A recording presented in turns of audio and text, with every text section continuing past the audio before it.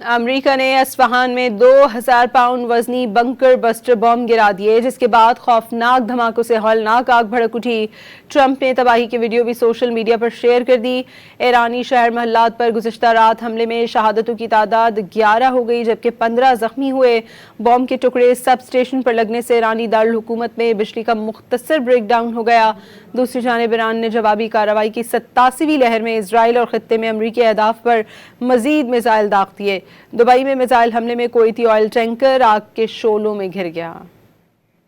امریکہ، اسرائیل اور ایران جنگ 32ویں روز میں داخل ہو گئی۔ امریکہ نے اصفہان میں 2000 پاؤنڈ وزنی بنکر بسٹر بم سے حملہ کیا، جس کے بعد خوفناک دھماکوں سے آگ کے شعلے دور دور تک پھیل گئے۔ صدر ٹرمپ نے اپنے ٹروتھ سوشل اکاؤنٹ پر ویڈیو شیئر کر دی۔ اسرائیل نے تہران میں اہم حکومتی مراکز پر حملوں کا دعویٰ کیا اور کہا کہ 24 گھنٹوں میں 170 مقامات کو نشانہ بنایا۔ مغربی ایران میں فوجی ہیڈ کوارٹرز پر بھی حملے کیے گئے۔ امریکی سینٹ کام نے بھی ایران پر حملوں کی فوٹیج جاری کر دی، جس میں مختلف پلانٹس، طیاروں اور گاڑیوں کو نشانہ بنتے دیکھا جا سکتا ہے۔ دوسری جانب ایران نے امریکہ اور اسرائیل پر جوابی حملوں کی 87ویں لہر داغ دی۔ پاسداران انقلاب کے مطابق عماد، قیام اور خرم شہر 4 اور بیلسٹک میزائلوں کے ذریعے خطے میں امریکی اور صہیونی اہداف کو نشانہ بنایا گیا۔ حملوں میں command and control centres, drone hangars, اسلحہ گودام تباہ کر دیے گئے۔ خطے میں 5 امریکی اڈوں کے ساتھ ساتھ مقبوضہ علاقوں میں صہیونی فوجی پوزیشنوں کو بھی نشانہ بنایا گیا، جن میں حیفا، کریات، شمونہ، تل ابیب، بحر الصبا، دیمونا، جفیر اور دیگر مقامات شامل ہیں۔ ادھر دبئی کی سمندری حدود کویتی آئل ٹینکر پر میزائل حملہ ہوا، جس سے ٹینکر میں آگ بھڑک اٹھی۔ حکام کے مطابق حملے میں عملہ محفوظ رہا۔ ایران نے شارجہ میں دنیا کی بڑی ٹیلی کام کمپنی تھرایا کی عمارت پر ڈرون حملہ کیا ہے۔ دبئی میں ہی ایک اور ڈرون کا ملبہ گرنے سے 4 افراد زخمی ہو گئے۔ پاسداران انقلاب نے امارات میں امریکی المنہاد بیس پر حملے میں کمانڈ اینڈ کنٹرول سینٹر تباہ کرنے کا دعویٰ کیا۔ سعودی عرب نے چند گھنٹوں میں 8 بیلسٹک میزائل مار گرانے کا دعویٰ کیا، جبکہ الخرج شہر میں ڈرون کا ملبہ گرنے سے 6 گھروں کو نقصان پہنچا۔